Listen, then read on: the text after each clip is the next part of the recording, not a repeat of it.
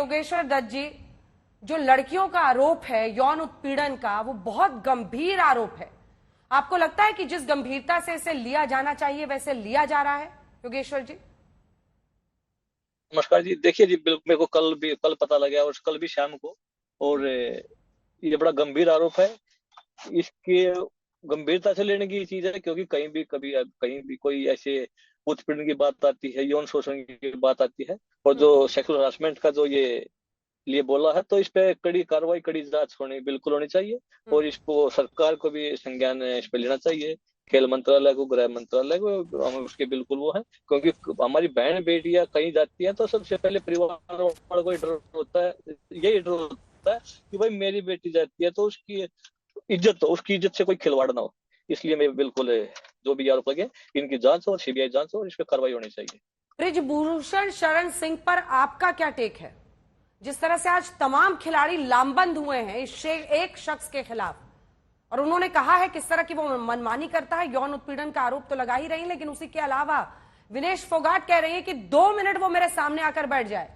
हम लोग भी लगातार अप्रोच कर रहे हैं कि बृजभूषण शरण सिंह, माननीय सांसद, आकर टीवी पर सवालों का जवाब तो दीजिए, लेकिन अब वो नजरें छुपाए फिर रहे हैं, भागे फिर रहे हैं। देखिए, आपका क्या कहना है योगेश्वर दत्त जी उन पर? देखिए, उनको सामने आना चाहिए। अगर वो सही है तो उनको आना चाहिए। और ये जो आरोप है इसकी, अगर कोई नहीं होता है तो फिर भी इसकी सरकार को, जो भी है, तो इसकी अपने लेवल पे एक अच्छी तरीके से इसकी जांच होनी चाहिए।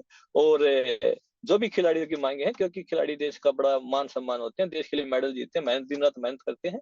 तो जब भी ऐसे गंभीर आरोप होते हैं तो लोगों की नजरों में, लोगों में भी एक मतलब एक नेगेटिविटी जाती है कि एक की भी संघ के प्रति या उसके प्रति, खेल के प्रति, तो थोड़ा लोगों को विश्वास जगाना बड़ा जरूरी है कुछ अच्छा करने के लिए। इसलिए मेरा मानना है कि इसमें चीजें होनी चाहिए और इसकी जांच होनी चाहिए, इस पे एक्शन होना चाहिए।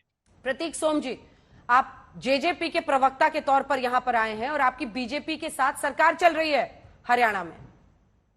आज क्या आप लोग परेशान नहीं होते जब जब इस तरह से देश की बेटियां, जिन्होंने देश की शान को पूरी दुनिया में लहराया है, आज वो इस तरह के आरोप लगा रही हैं और बृजभूषण शरण सिंह बैठकर बेशर्मी से कहते हैं कि ये खिलाड़ी तो अब मेडल जीतने लायक नहीं है। कल्पना कीजिए कि किस तरह की परिस्थिति है। जी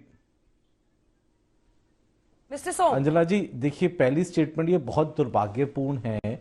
जी देखिए, बहुत दुर्भाग्यपूर्ण है। इसमें पॉलिटिकल एंगल, रेसलर्स भी रिक्वेस्ट कर रहे हैं, हम भी रिक्वेस्ट कर रहे हैं कि इसकी बहुत ही सीरियस इन्वेस्टिगेशन होनी चाहिए। इस तरह के आरोप पहले कभी भी किसी फेडरेशन में इतने सीनियर रेसलर्स ने नहीं लगाया। देखिए, अगर हम देखें कि जो हमारे भारत की रेसलर्स की मेडल टैली है उसमें 61% रेसलर्स हरियाणा से आते हैं, और विनेश फोगाट, बजरंग पुनिया, साक्षी मलिक, ये तीनों हरियाणा से हैं। और सबसे इंपॉर्टेंट बात यह है, इतने इंटरनेशल रिप्यूट के हैं, हमारे लिए ब्रॉन्ज, सिल्वर, गोल्ड मेडल्स लेकर आए हैं, लेकिन आज उनको जंतर मंतर पर बैठना पड़ रहा है। ये जो एक थ्योरी आ रही है कि ये पब्लिसिटी के लिए कर रहे हैं, मेरे हिसाब से इसमें कोई पब्लिसिटी नहीं इनको मिलेगी, क्योंकि जो पब्लिसिटी इनको चाहिए थी वो पूरे भारत के लिए लोग गौरव लेकर आ चुके हैं। जो खिलाड़ी हैं वो जंतर मंतर पे अच्छे नहीं लगते, खिलाड़ी मैदान में अच्छे लगते हैं, रिंग में अच्छे लगते हैं, और अपने स्पोर्ट्स के अंदर अच्छे लगते हैं।